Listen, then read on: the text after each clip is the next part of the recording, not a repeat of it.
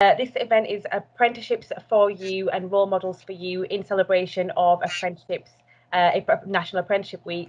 So my name is Janik and I'll be your host this session. And a big thank you to you all for being here this morning. I want to thank the students, the teachers, any parents that are joining us to observe the session, and of course the Hammersmith and Fulham Council staff as well, for giving up your time and just for creating and allowing us to have this space. And I know you've had a really busy week with it being Apprenticeship Week, so thank you for your time. So in this session, we'll be discussing the importance of relatable role models in the community, in your local community and beyond. And you'll have a chance to meet some role models in this session as well, which we're really excited about, and also gaining insight into the world of apprenticeships. So this event is brought to you by Hammersmith and Fulham Council and Founders for Schools.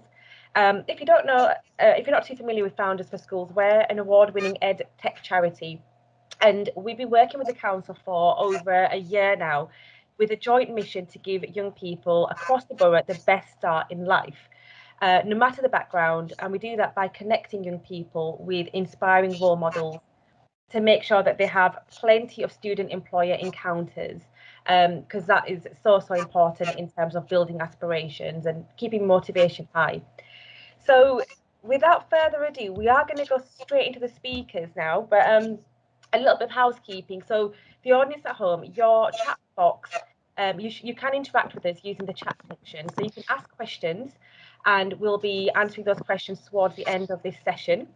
The session is being recorded and it will be featured on our platform, on the Founders for Schools platform, YouTube, social media, and all of that fun stuff. So sit back and enjoy. Your cameras and mics have been turned off for safeguarding purposes for the students that are joining us. So yeah, I think that's it. So without further ado, we're going to go straight into the speakers. So first of all, thank you to our speakers. So we have Safia Jama, Jack Biggs, and we have Kamil Janik joining us today. So thank you for giving up your time, guys. Really appreciate it. So Safia, we're going to start off with you, if that's okay. Safia Jama is the director of Women's Inclusive Team, who support disadvantaged women and their families across London. With the hope and with the idea to make them independent and socially included. And Sophia is also a mental health trainer as well. Is that right? Yeah, did I get that right? Brilliant. So over to you. What we'd love is just to hear a little bit about you, your journey, how you got started off and how you got to where you are today, Sophia, and everything in between, and particularly how important are role models for young people. So without further ado, I'm sending the floor's yours. So hi, everyone. Really happy to be a part of this session. I guess we can create an amazing session, but it's all about you guys asking those questions, participating, exploring things further, and for us to kind of enrich you in whatever way that we can and support you. That's my aim today.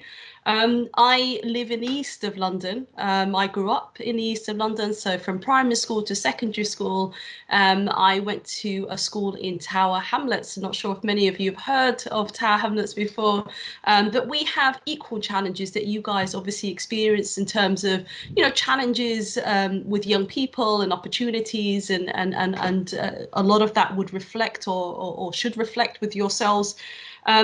I'm a strong believer that no matter what card you're dealt with, if you decide to change and take control of your own narrative, you can. We all have autonomy over our life, and we have so many things that we can do to ensure that we reach whatever our potential is or our interest is.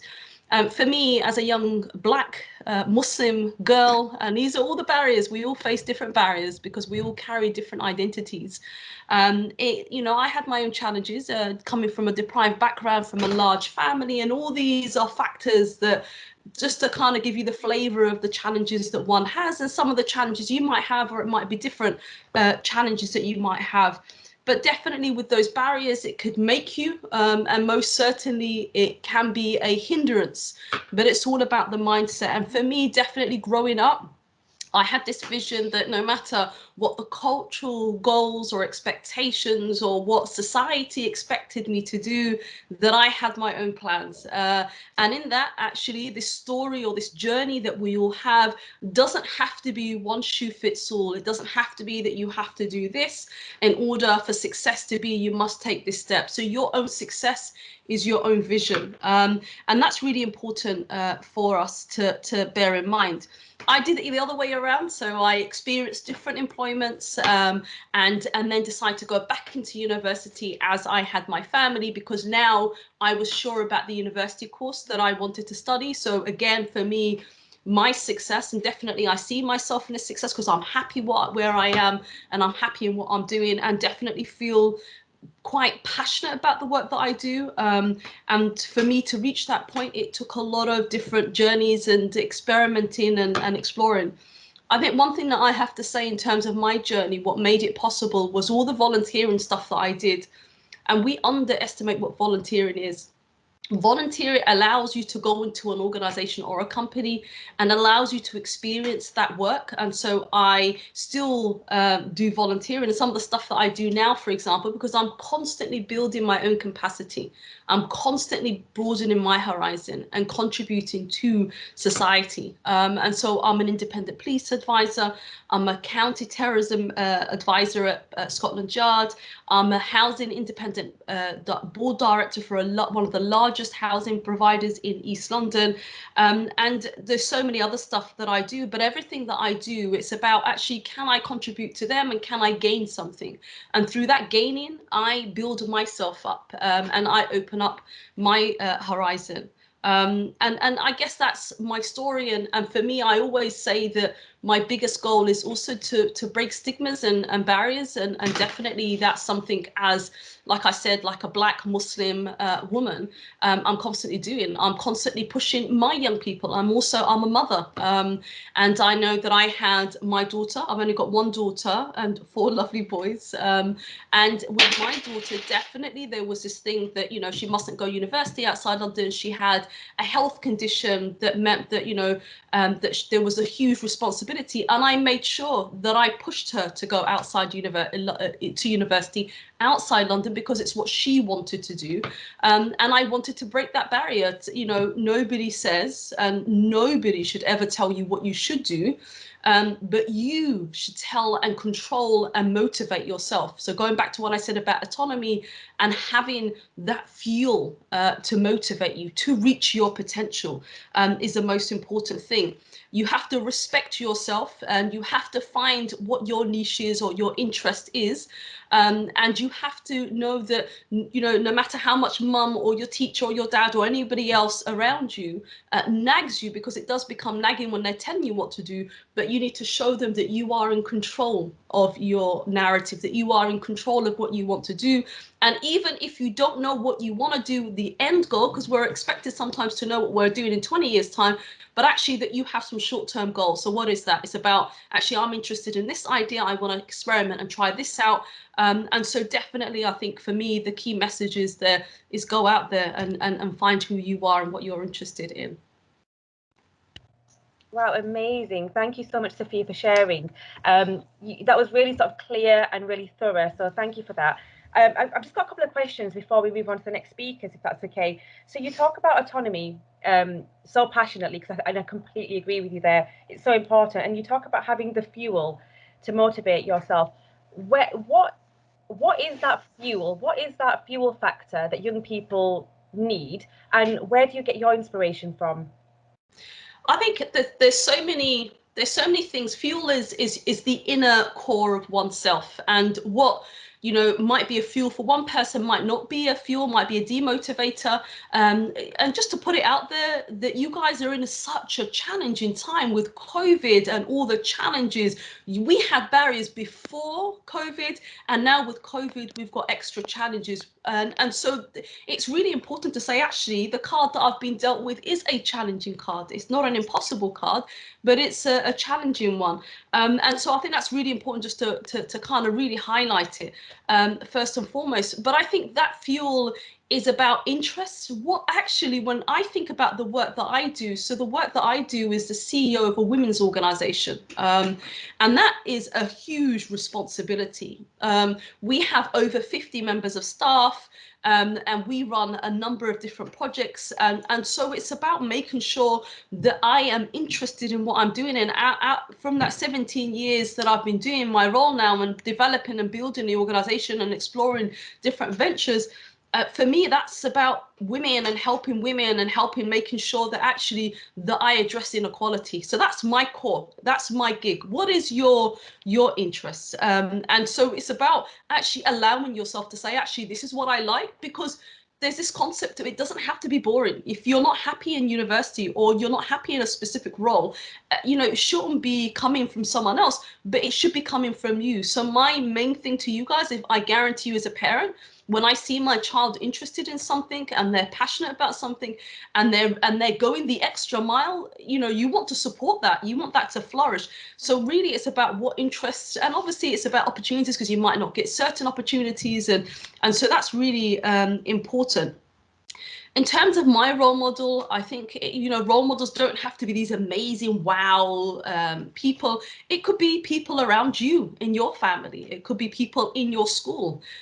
Teachers are very powerful, by the way, in being role models. I remember my role models at school, even in terms of the teachers that say, actually, you can do it. And that sticks with you as, but also my kids. I've got 2 children with diabetes, and actually when I see them studying and going and experimenting and going the extra mile, they are a positive role model for me. So it's not this concept that this wealthy, rich, successful person is a role model, but who actually do you look at and say, actually, against all the odds and challenges that they have, that they still push themselves, that they still carry on. And that's really important to look at. So really look around you, and this is something really important for me, that you have people around you that are positive. And this is really people that motivate you. And also remember that you should be the motivator and supporter and the positive inspiration. So being positive, empowering one another is really important. But also in terms of all the different volunteer positions, I've found some amazing volunteers that have pushed me to reach my potential. And I'm still in that journey and still building myself. And you might be at the beginning, but it's a never ending thing, isn't it? Absolutely, absolutely. I couldn't agree more. And there's a lot of research out there as well to say that if you have X amount of encounters with role models or employers, someone inspiring, you're less likely to be neat. You're less likely to be, not in employment, education or training. And that's why these sessions are so valuable and so important. Safia, thank you again. We're going to now move on, and we will come back to you with some more questions. But we're going to now move over to Kamil. Kamil is our second speaker today. And Kamil is an apprentice civil engineer at Hammersmith and Fulham Council, who will be sharing his personal experience of apprenticeships. So Kamil, how are you getting on? There's a lot of young people watching today, probably thinking, is an apprenticeship for me? Is it not? What do you have to say to those young people who are umming and ahhing about it? Well, I actually really wanted to talk about this because my situation is a little bit unique in that I've already got a degree and I already finished my course. I left university with a bachelor's in aerospace engineering, and I've worked, and now I'm on an apprenticeship. So I've seen sort of all the free options most of you are probably considering. I'm sure some of you think, oh, I could go into work straight away, or I want to go into university. Well, when I was in sixth form, when I was doing my GCSEs as well, certainly a lot of people pushed the university aspect of things. But now that I've done the apprenticeship, I sort of, not to put anyone off doing degree, it's absolutely fine if that's what you want to do. But there is an option number 3, and that's apprenticeships. I'm doing currently 4 days of work, 4 days a week of work, and 1 day a week of learning. And at the end of the 5-year course, I'll have a master's degree in civil engineering, as opposed to my bachelor's degree that I did 3 years. And I was not working at the time, unless you consider part-time work. So had I been able to gone back to myself, however many years ago it was now, I think it was about, 6 years, 7 years, I would have told myself to start looking for apprenticeships, because it's not to say that they're the best choice for you. You should certainly do your research. And by the way, start now, because there will be queues. People will want, especially now that, you know, apprenticeships being pushed. Do your research. There is another option. So certainly it's benefited me a lot. I'm now, with COVID, especially the day I started my job, COVID hit, meaning I've been doing all my work out of quarantine. But here I am being supported by my managers, by the people I work with, by the people in university. I've got support from everywhere, and everything's been absolutely fine. I haven't, honestly, I've never been a day in the office, and yet I've worked more, I've learned more on the job than I have out of the theories I could have done in university. Every time I go into a new lecture, you know, I've done this. I've been there. They talk about, you know, foundations and construction in my course. I've seen them being built. So that's, I got to say that it's better for me, at least. So I'm recommending that as an option to you guys. Lovely. So it's not always one or the other, is it? You know, and there's so many. Personally, you know, I know lots of friends who have gone to university and then decided to do an apprenticeship later on in life when they're slightly more mature as well. So what does a day look like for a civil engineer, an apprentice civil engineer? Can you just kind of explain to the young people watching? Well, what are the hours like? What do you do day to day?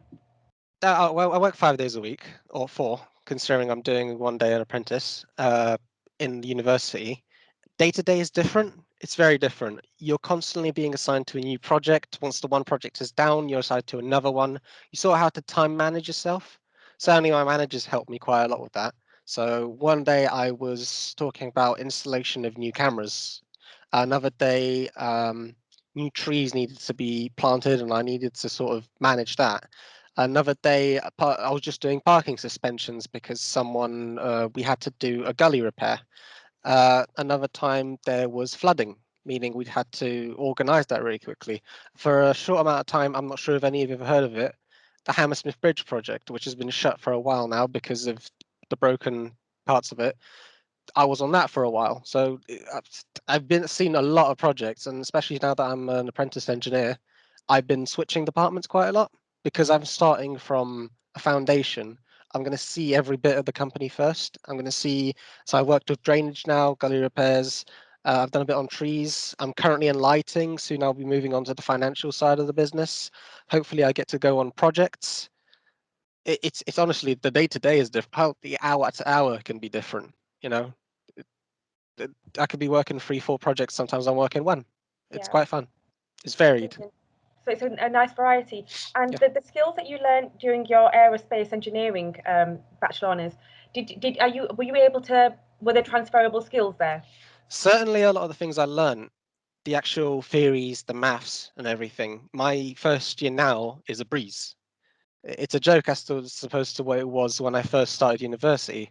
The math, for example, certainly there. In terms of anything transferable, no, not really. I'll be honest with you. One of the math is the main thing that's transferable. Everything else is completely different theory, which is part of the reasons why I decided to do this as an apprentice. I'm starting from the ground up. Otherwise, I would have, I don't know, perhaps taken a related course. But I just wanted to do civil engineering. It's quite different. Amazing, thank you. So everyone at home, please use a chat if you would like to ask questions about experiences doing an apprenticeship. We'll be addressing those a little bit later on. Thank you, Kamil, for sharing. We'll come back to you shortly as well. And our third and final speaker is Jack Biggs. So Jack, you are the apprenticeship lead and HR advisor at Hammersmith and Fulham Council. Is that right? Yeah, that's correct. Yeah, Neelam, brilliant. thank you. So Jack, the floor is yours. You have about 8-10 minutes to talk about apprenticeships in the council. Thank you, Neelam. Thank you, and welcome everyone, and happy to see you all joining us today. So my name is Jack Biggs, and I'm an apprentice manager here at Hammersmith and Fulham Council. So I lead on our apprenticeship programs and also our graduate programs. So we do have both apprentices and graduates working here at Hammersmith and Fulham. And our role really at the council, if you're not sure really what the council does, is really to support our local residents in terms of living and working in Hammersmith and Fulham. So I'm here to talk all about apprenticeships. You may see my lovely background here. It's National Apprenticeship Week this week, and we're here to talk to yourselves just about the different options in terms of work and employment moving forward. Personally, for myself, and a little bit about myself, I personally avoided university due to the high fees that are associated with university. I went straight into work. I went straight into working with the council. Done about 2-week work placement, work experience in HR, and luckily they've kept me on ever since, and I've been able to work my way up since leaving college and university, or leaving college, sorry. Um, I undertook an apprenticeship myself in management whilst working for my previous employer, another council in London, and it helped me get to this role that I'm working in now, and now I get to manage the program. So I've seen kind of both sides of it, as the one being an apprentice myself, and secondly, kind of managing the program and employing great apprentices like Kamil here at Hammersmith and Fulham. I'm going to share with you a short presentation just to kind of give you an overview of what apprenticeships are. So I'm just going to load that on my screen if that's okay.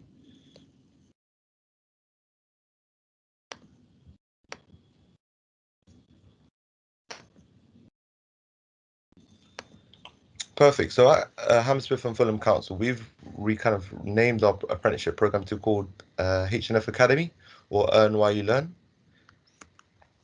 The aims of my presentation today is to kind of give you an overview on apprenticeships and where you can look for further information if they're interested. What is an apprenticeship? As Kamil mentioned, he works kind of 4 days a week on his job, which is an engineer apprentice in the council, and then he spends equivalent of 1 day a week on a training course, which he's doing with the University of West London. So this training can be flexible. So say the apprentice that supports myself, he does maybe half a morning, Monday morning doing his course, and a Friday morning doing his course, and the rest of the time he's with me and supporting the apprenticeship program. So it is quite flexible. You do get to do a real job and get that kind of real good work experience, which is really, really beneficial. And from personal experience, I think that is a little bit more crucial than actually the training aspect and the university courses. A lot of university, you go there, you get the theory, but unfortunately you don't get that crucial work experience. And from personal experience, I've got a few friends that have gone to university and have struggled to get into employment after that university course. So they've end up going on an apprenticeship themselves. So an apprenticeship, in summary, is just a job and a training course associated to it. How they can help you. So now they're open to anyone age 16 above. So anyone age 16 can now do an apprenticeship, which is really, really great. They're in all industries and sectors, so you can get an apprenticeship in many different sectors, including engineering, which he mentioned, which Kamil just mentioned. We've also got customer service, business administration, childcare, digital, social care in terms of looking after people as well, and management options as well. Some of the examples we have of apprenticeships here at Hammersmith and Fulham Council includes engineers. So this is a picture of the Hammersmith Bridge, maybe even Kamil's in this in this picture here. We've got finance apprenticeships. We've got a lot of budgets to manage in terms of helping the local borough. So having good people to look after our money is going to be really key. We've got business roles. So we work with a number of local businesses here at Hammersmith and Fulham, and a number of teams also need business support. So really, really great option in terms of apprenticeship. Social work, so if you're interested in helping people, working with potentially maybe children or caring for adults as well, really great opportunity to come and work here at the council. We've also got a number of trades roles, so maybe at your house, maybe one of the lights in your streets have gone out, and the council will come out and fix those. So we've got say electricians that will fix our kind of electrics in the borough. We've got plumbers, we've got carpenters. So a number of different trade roles if you think that manual works for you. We've also got events, so you may know Notting Hill Carnival. It's a great event that unfortunately not happening at the moment due to the current pandemic, but hopefully in the future will be able to come back again. So we've got an events team that can help manage that event and numerous other events here in Hammersmith and Fulham. In terms of apprenticeships now, they can go up to all qualification levels. So you can actually get up to equivalent, as Kamil mentioned, a master's degree as an apprentice. So they range from GCSE level, so from what the qualifications you're doing now, all the way up to master's degree level. So you can, a fun fact, and you can also now become a nuclear scientist as an apprentice. So a really, really great option there for you to consider. Unfortunately, not at the council, but definitely an option to consider moving forward. The employer will pay for the qualifications, so it's really, really important that that the council pays, or the employer that you work for, if you were to do an apprenticeship with someone else, they'll pay for your qualification. So Kamil's qualification, if you were to go to university and pay yourself, you'd have to pay up to £28,000 a year. But actually for the council or for the people that we work with and employ, we pay for that qualification ourselves. So you won't have to have any payments such to yourselves as young people when doing an apprenticeship. So that's really great, save some money there. The benefits of working and learning. So by working, you get to gain some crucial work experience in a variety of different roles. You get also paid a good salary, so really important that you're getting paid to learn as well. You're getting paid to work. So the average apprenticeship salary is about £20,000 a year. At the council, we pay the London living wage, which is about £10.85 an hour. So that's a really, really good salary to start off with as well. You get to improve your confidence and morale, kind of your motivation to work as well, starting off kind of from scratch. Apprenticeships there to support people that have previous no work experience. So really, really great opportunity for you that may have never worked for before.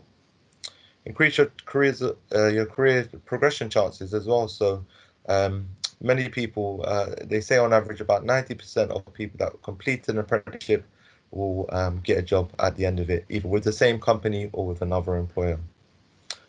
By learning, you get to get that formal qualification, so still get that degree with a recognized university, so to say. As I said, the employer will pay for up to the qualification, which can cost up to £28,000. You get to learn new skills, knowledge, and behaviours that can help you in your job role.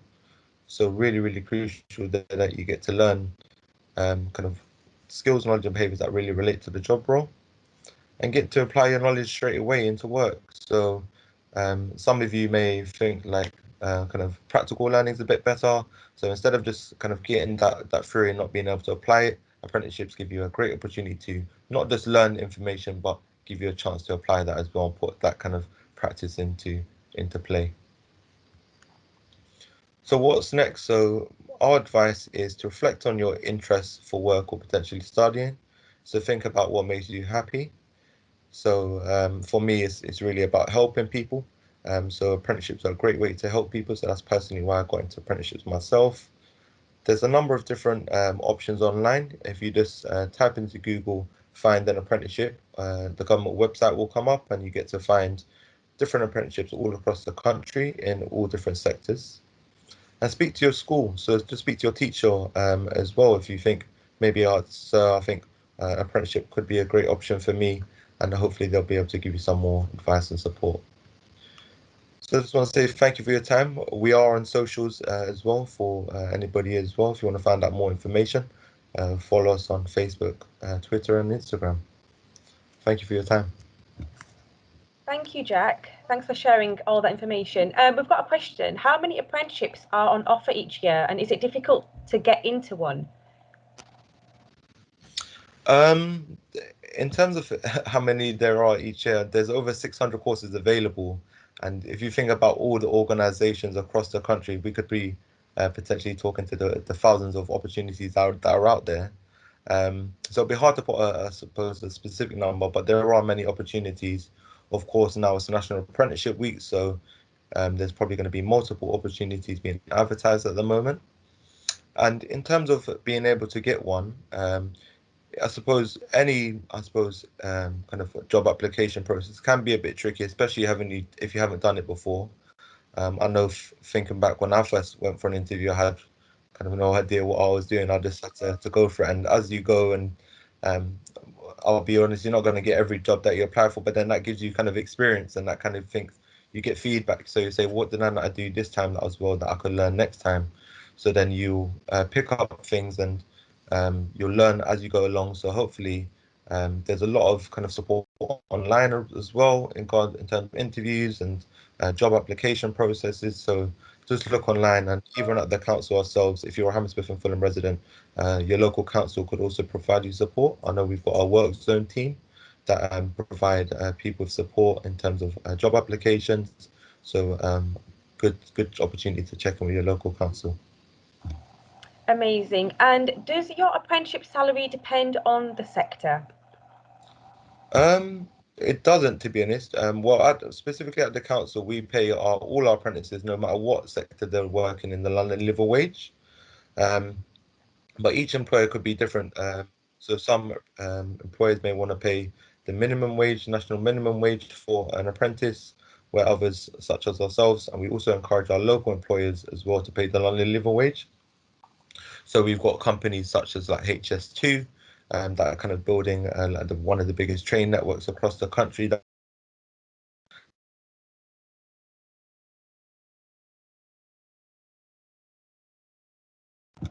I think you're frozen, Jack.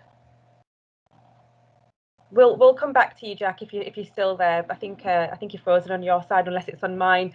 So Jack just mentioned his first interview experience. We actually offer interview workshops at Founders for Schools. So if teachers are interested in booking one of those, just send me an email or head over to the website, and we can definitely get those secured for you. Safia, do you remember your first interview? And if you take it back to your first ever interview, how was that? And do you think that you were prepared going into that on reflection? And what more could perhaps schools do you think, to prepare young people for the world of work? Wow, that's such a memory lane there. I think definitely I remember being nervous. I remember thinking that I said all the wrong things. Clearly not that bad, because I got the position. But we obviously do a lot of interviews, and recently we actually had our first 2 apprenticeships in the organisation, and they're both accountants doing accounting level 7. None of them have university degrees, but it was about they demonstrated their skills.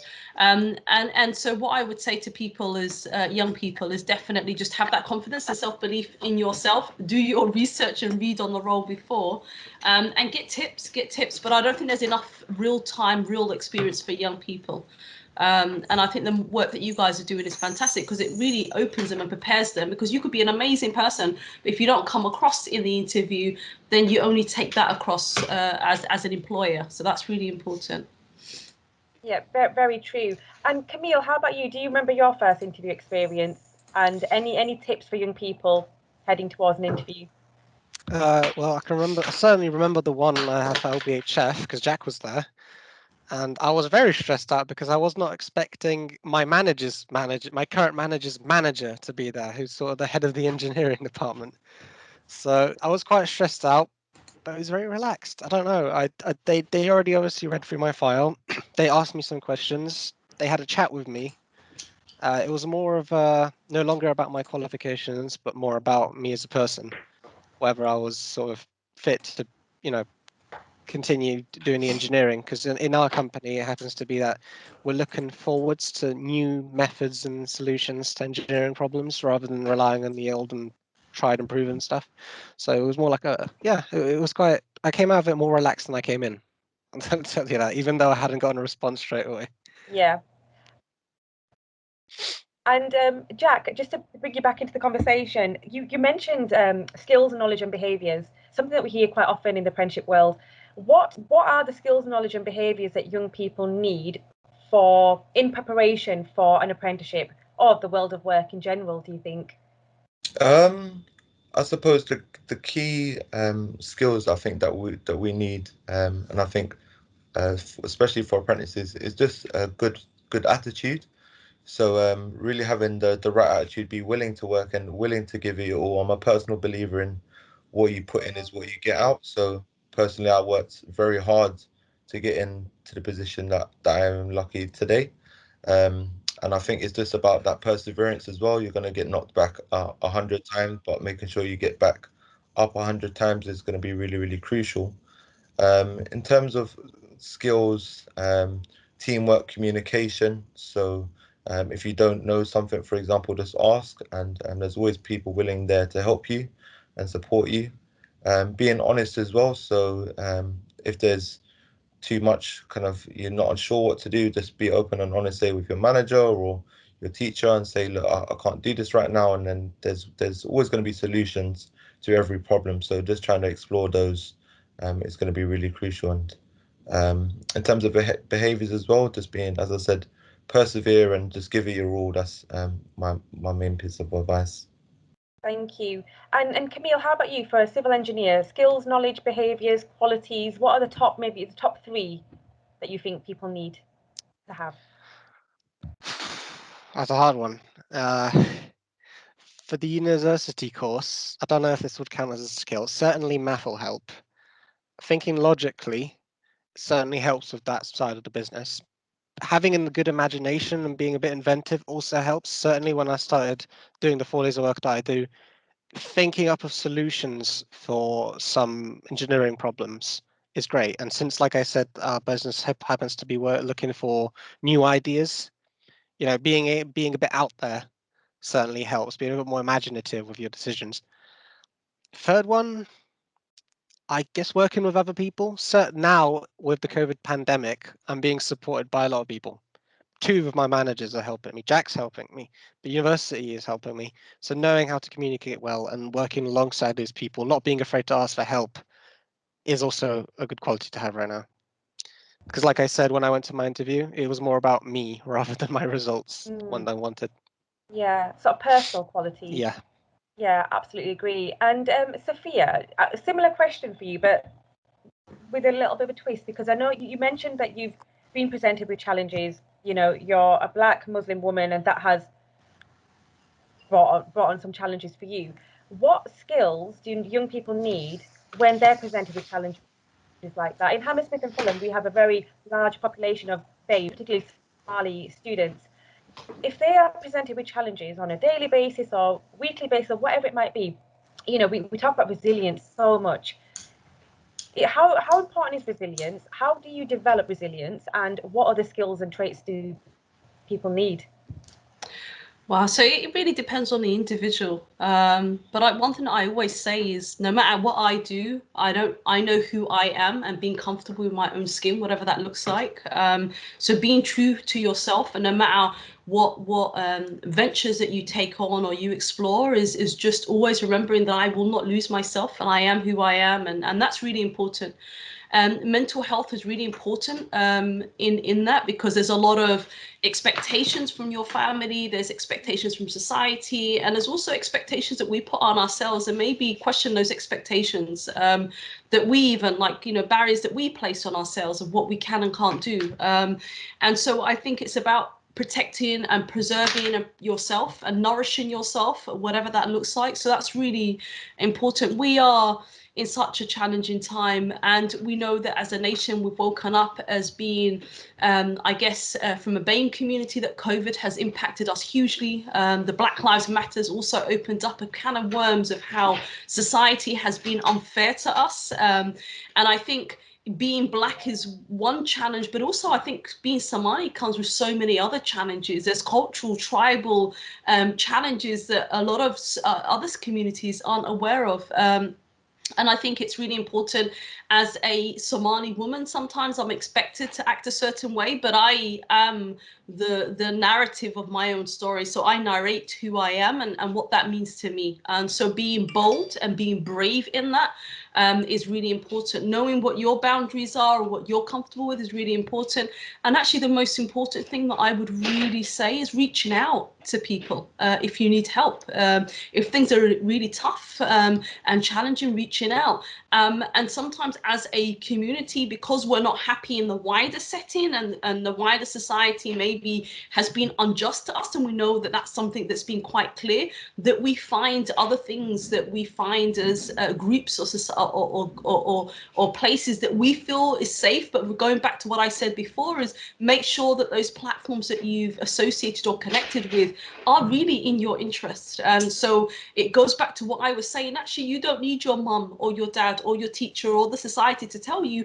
Actually, you know, in your core, that's that natural instincts that we're all embedded in, that we know right from wrong. Go back to that, feel and be connected to yourself, and know that actually, what do I want to be? Who do I want to be seen as? And so identity is really important. You don't have to lose who you are. Remember who you are. Remember that you are in control of your own life, and show that to people. How do we show that? It's about having time management. It's about being motivated. It's about, you know, being open-minded and experimenting. It's about being in control of saying, actually, I want an apprentice. I'm going to go to this workshop. I'm going to go and have a chat with Jack. I'm going to reach out and write an email. That's all showing people that you have control. And that will make people step back and say, actually, I don't need to tell this person what to do, because they know what they're doing. They know what they want. And it's not about being 100%. It's about knowing that I've got to reach out and experiment and see what the opportunities out there is. But don't lose yourself. And don't let society put you in the boxes that society puts us in. Create your own place in society. Amazing. Really, really, really great feedback, and really great advice there. So thank you so much. Yeah, I could listen to you guys all day. Honestly, that was so informative, so thorough, really, really helpful. I'm sure I speak on everyone's behalf when I say it's been a really great learning opportunity for us all today. So thank you, Safia. Thank you, Kamil and Jack, for your time. We are sadly nearly out of time. I just want to end the session quickly by saying there are a couple of polls in the chat box. So if you can complete those, that's really great feedback for us, so we know how we're getting on. And very finally, teachers, career leaders, educators that are watching today, if you would like to book a session similar to this for your class of students, and perhaps you want to invite Kamil, Jack or Safia or all three, we have role models from your community on our platform who are waiting for an invitation. So please let me know if I can help you in making a booking on the Founders for Schools platform. They're completely free of charge, and the council is really invested in the schools across the borough. So please, please, please utilise the opportunity